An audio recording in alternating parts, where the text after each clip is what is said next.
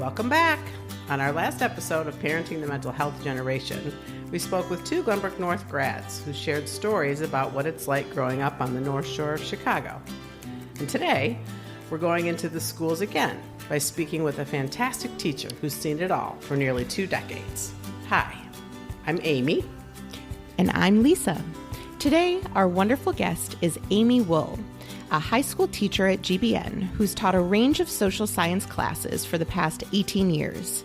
Aimee is here to share some trends she's seen in the student body, some thoughts about why students seem so much more stressed these days than in the past, and some tips for how to help our kids refocus on the things that will truly help them be successful.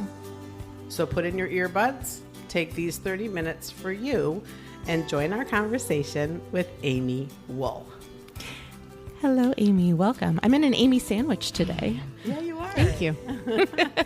We're excited to have you here today. You know, it's no surprise that our students are stressed. We've seen it, we've heard it, and we wanted to hear from a teacher living it, what that looks like in the school buildings and in your classrooms these days.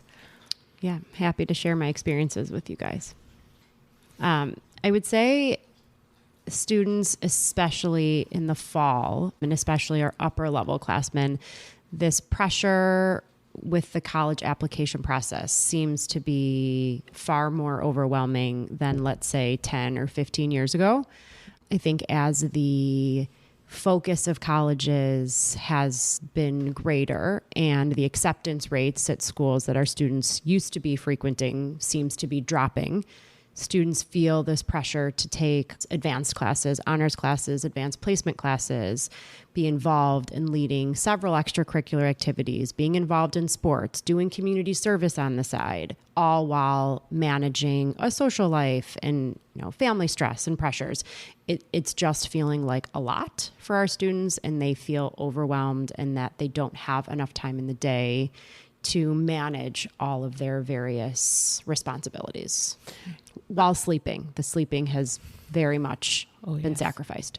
Pressure real, or is it manufactured? And I think it's a combination of both. I think COVID certainly affected acceptance rates. I think especially last year, our students that were traditionally getting into schools like University of Illinois and University of Wisconsin, some getting into Texas, University of Florida, for example, those acceptance rates dropped, and students that, felt like they had worked their whole life, at least their whole middle school and high school life, to get into these schools, ACT tutoring, SAT tutoring, and the like, still didn't feel successful early on, especially during the first round of acceptances.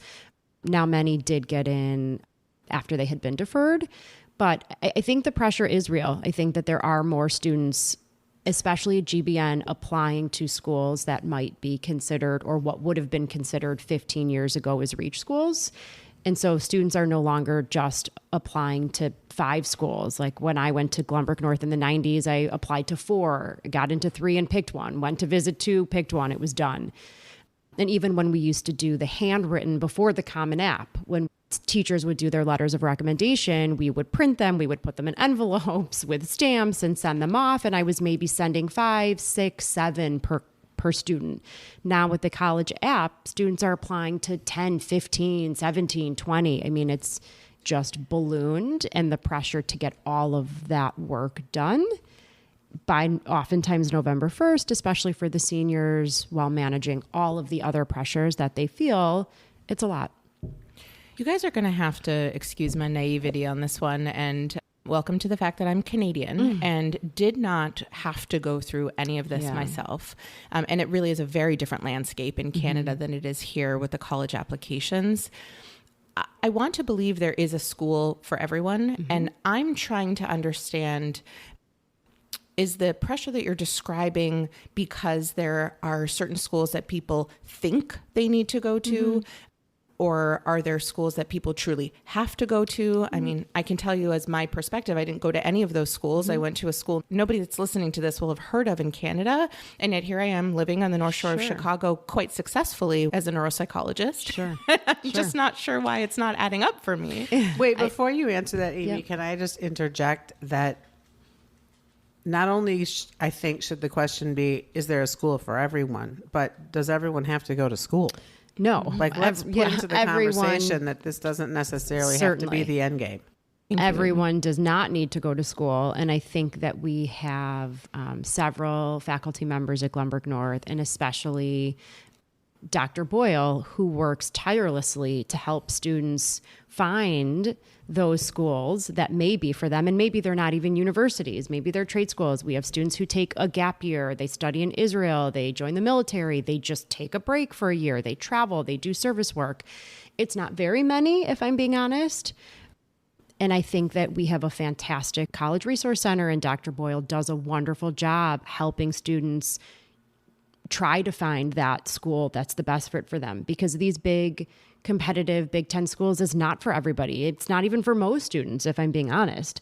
But I think the pressure that some students, maybe many students, not maybe, certainly many, I can't give you a percent, but it's the universities that previous students have attended, that their parents have attended, the ones with the college sweatshirts and the football games, and the social media has not helped that. And that now when students get into schools, there are the announcements and the decorating and the parties and the kids announcing and the parents announcing. At Glenbrook North, we traditionally had, I was the senior class board advisor for years. We had a May Day where on May 1st, we celebrated the decisions that students had made. And we have moved away from just a traditional college experience May Day, but celebrating all decisions students are making. I think that the school is well aware that students are taking different paths, and we encourage students to take different paths.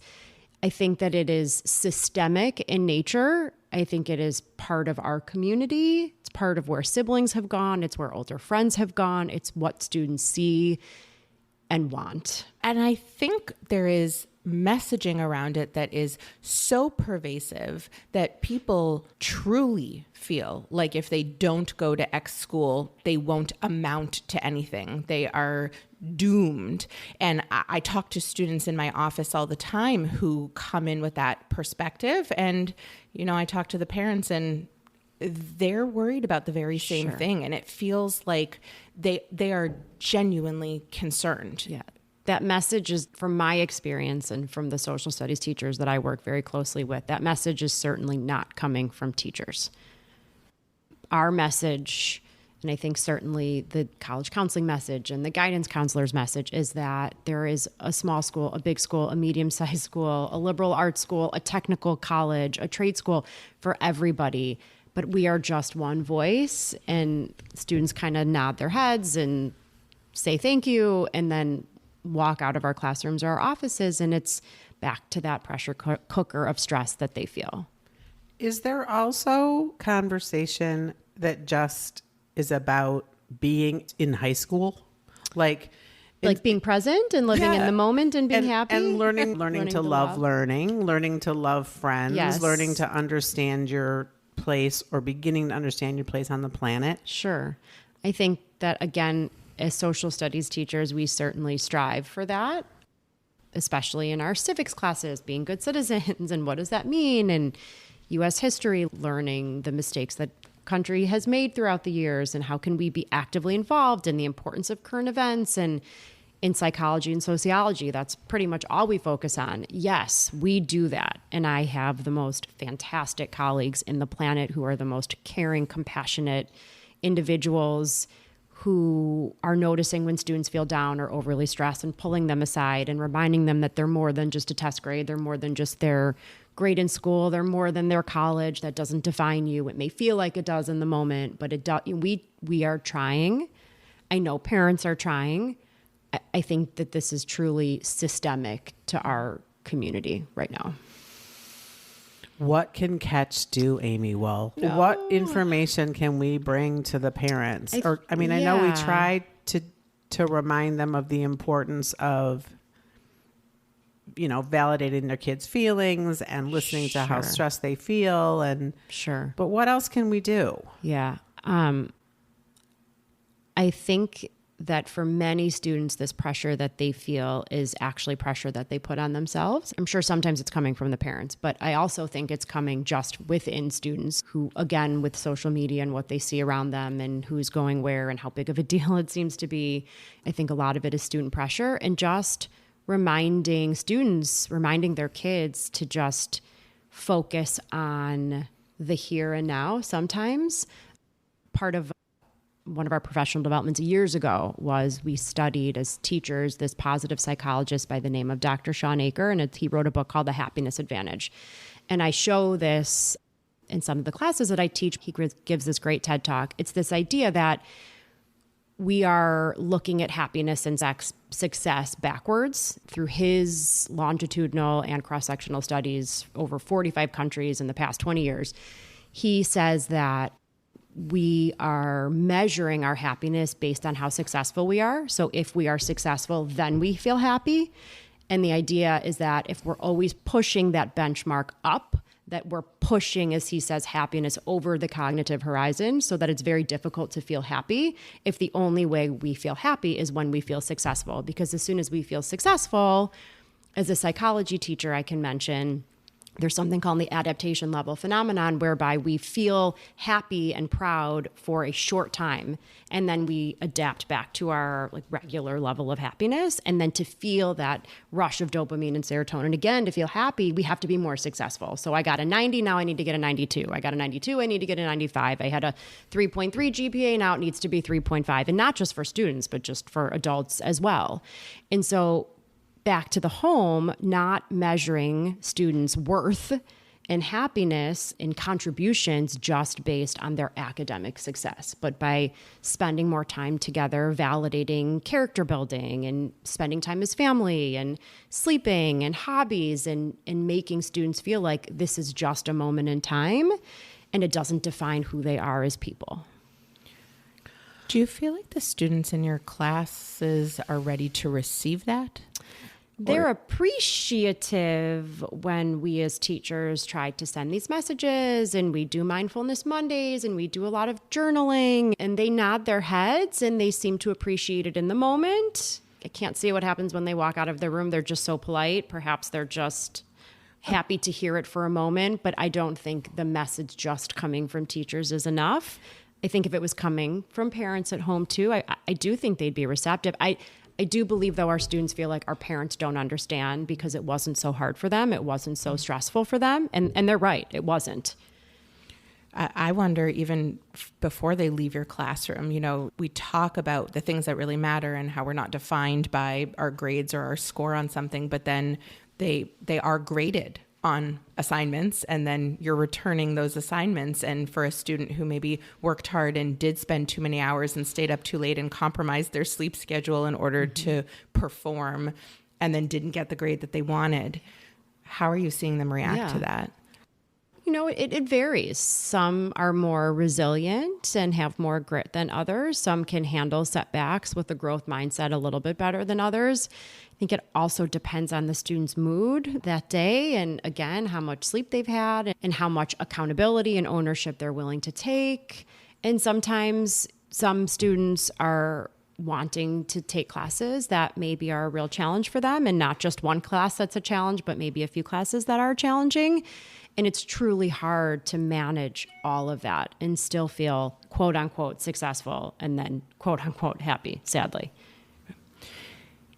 Can we go back to one of the first things you said about all the things on their plates right now, and how maybe a lot of that is driven by the college application process and what we think colleges want to see?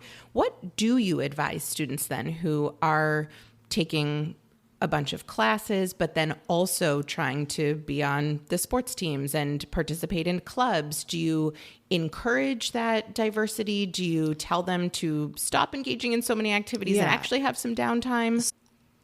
It's not really my place to counsel in those matters because my interaction with the students is really just focused on my class. And although in social studies, they do journal and I do give them individual feedback and we do have open discussions, and very early on in some more upper level advanced placement classes that I teach, I do on day 1, 2, and 3 encourage students to take a look at their life this year and take a look at the extracurriculars that they have and their stress and whether or not they work outside of school and to maybe make a choice. And I say that's good for you, that's good for your emotional and your mental and your physical health, not just your academic health. So I certainly say it, but that's more of what the guidance counselor's role in our building is, to help students pick schedules that best fit their abilities and their needs. You know, I'm thinking back about my time in the first grade classroom and reflecting on our podcast with Kathleen Nolan last time. Kathleen was one who did high school by trying a whole bunch of different things. But many people who get to high school, I think, have done the same activity since they were 6. Like my first graders were in soccer, but they weren't just in soccer on Saturday mornings. They were in soccer Monday, Tuesday, Thursday, Friday, Saturday. And they're still in soccer when they get to high school. I'm wondering if it's even still fun, or if it's even still an outlet, or if that's just another thing that they feel like they have to be really good at and really invested in. Yeah. And maybe that's starting all this stuff so young at such an intense pace. Yeah. I can tell you personally that pressure starts as early as you're describing still, if not earlier. I have a just turned 6-year-old, and we were at soccer on Saturday morning in the most casual of forms.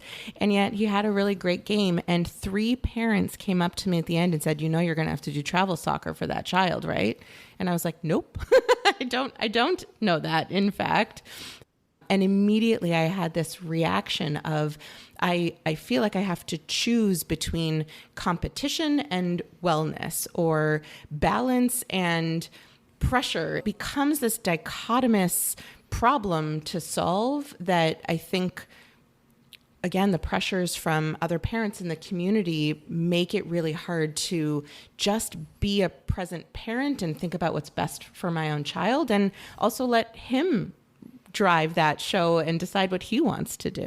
And travel soccer can be brilliant, by the way. It can be an amazing experience. Yeah. We have students in one of my classes that I teach after they took their first unit test. I just had them fill out on note cards, like, how are you doing? How are you sleeping? How are you taking care of yourself? How are you feeling about the year so far? And then, of course, how could somebody from a certain perspective that we're studying study this further, just to connect it a little bit to class content. But actually, many students did say that they are finding joy in their sports. They feel super stressed at school and such, but they get on the field or the court and they really let it out, and it makes them feel good. So maybe That's that helps good to answer hear. your question a little bit. Well, you just want to make sure that there actually are places where kids can find true joy and release and risk and experimentation and all of the things that allow a kid to discover who they are, instead of having been that thing since they were 7, you know? I think students do come back from summer break feeling rejuvenated. They have relaxed. They have had more fun, maybe even more joy. They've gone to concerts. They've maybe traveled. They've done a project that's made them happy. They've explored a hobby. I think that the pressure then starts to ramp back up, like day 5 into school. They start feeling the stress again. But I do think that joy does happen in the summer, certainly more than the school. This is a silly question, but is there ever conversation about, you're a C student, you're an A student, the difference about what you've actually learned in this class is probably pretty small. Mm-hmm. You haven't performed as well on the tests or the essays or what have you. So is there ever conversation about that? Because in all honesty, when my daughter was at GBN and she was struggling with mental illness and was a victim of all this pressure in a huge way, my husband and I used to joke, sort of, that we would like to pay her to get a C. Now, of course, we didn't do that. We don't really believe that that's a good way to motivate your kid, but we wanted her to literally get a C, because if she went to class, was present, learned the material, and just didn't study for the test, we were okay with that. Mm-hmm. Do you ever talk about that stuff, or is that kind of inappropriate from a teacher's point of view? No, it's not necessarily inappropriate, but certainly I think, as you had mentioned, when students do work really hard and struggle on tests, that when, you know, many of us meet with them one-on-one, we certainly say it's not because you didn't learn it, it's not because you don't know it, it's not because you're not trying, it's perhaps because the style of test taking is hard for you and it's an acquired skill and it requires different ways of studying and tapping into different skill sets, and we'll get there. But I think sometimes that's hard to hear. I think it's hard for students to hear because they work hard. They want to reap the benefits of that. And my teacher telling me it's okay, I'm going to get there, and that I learned it, even though what they see is the grades, sadly. Well, I also wonder, though, about active choices that they can make and how those would be received. So, for example, if somebody is in class all day and gets a little bit of their work done, but then they do have, commitments after school, by the time the day is over, they're exhausted and they are trying to prioritize sleep and mental health. And so certain assignments are left undone. Mm-hmm. And then they go to school the next day and they're like, I didn't finish my homework. Mm-hmm. How is that received? I think it's very teacher dependent. Yeah. I think it just absolutely depends on the teacher, on the subject matter. And if you can also see from the teacher's perspective, a lot of our kids are over involved, and it's hard. Of course, on a case by case basis, I can say, and I do say, that's okay. Get it to me tomorrow, get it to me the next day. No problem. It's hard for teachers to continue moving forward and covering the content, especially in upper level classes that move very quickly, that have 28 kids in a room who are all kind of fitting that bill of taking a lot of hard classes, and they have their sports and they're in the extracurriculars and the theater and the arts, and their rehearsals are going till 10 o'clock at night. It's hard to manage all of that as a classroom teacher too. And what I think some of us want to say and do say is, knowing how busy you are outside of school, maybe this class on top of everything else you have, knowing the workload early on, maybe that's not the best choice for you. And that's hard to hear too, because many just want to do it all because they feel like they have to. Yeah. Because they're afraid that if they don't, something terrible will happen. I can't stop thinking about the fear that seems to truly underlie all of this in such a present, ever-present sort of way, and how to chip away at that and tell success stories of people who've done the things that these students want to do in their lives and are looking back and saying, like, I didn't go to that college, or I didn't take 5 AP classes. I didn't do it this way. And yet here I am and I did just fine. But we don't see enough of that. We don't hear enough of that to help people truly believe there are other ways to achieve their goals. Sure. The teachers tell that story and they provide those narratives. Absolutely. I don't know that the message coming from us is enough. Yeah.